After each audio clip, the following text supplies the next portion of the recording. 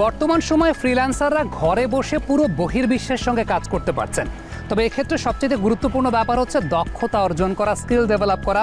Graphics designing, coding, website developing, যাই বলি না কেন, এই ধরনের কাজগুলো কিন্তু এখন ঘরে বসেই করা সম্ভব হচ্ছে। অর্থাৎ পুরো বিশ্বটাই আপনার ঘরের মাঝে এখন আপনার অফিস।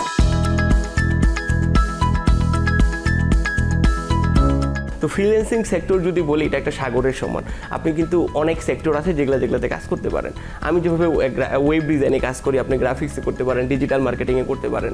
তো এখানে নতুনদের জন্য যে পরামর্শটা, সেটা হচ্ছে যে আপনাকে আগে ডিসিশনটা নিতে হবে যে আপনি কোন সেক্টরের জন্য সুইটেবল এবং কোন সেক্টরে কাজ শুরু করতে যাচ্ছেন।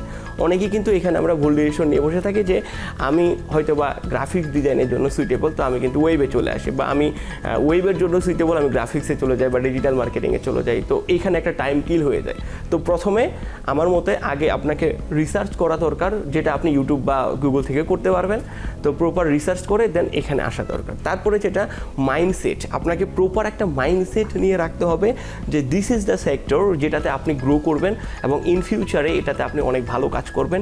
এটাতে আপনার কোর স্ট্রেংথটা তৈরি করতে হবে বেজড অন দ্য লার্নিং।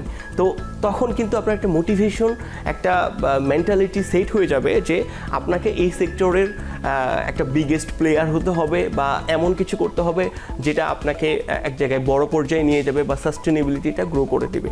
তো এর জন্য একটা মাইন্ডসেট প্রয়োজন, যে একটা গোল তৈরি করে নেব যে এতদিনের মধ্যে আমরা এটা করব, এটা করব। তো প্রথমেই আমরা অনেকেই যেটা করি যে মাইন্ডসেট হয়ে যায় আমাদের ডলার বা আর্নিংটা, যেহেতু আমরা জানি যে ফ্রিল্যান্সিংয়ে অনেক আর্নিং করা যায়, এটা ট্রু। সেই পক্ষে আবার আরেকটা জিনিস আছে যেটা আপনাকে জানা দরকার, সেটা হচ্ছে এটার সাকসেস যে রেশিওটা, সেটাও কিন্তু তুলনামূলক কম কেন?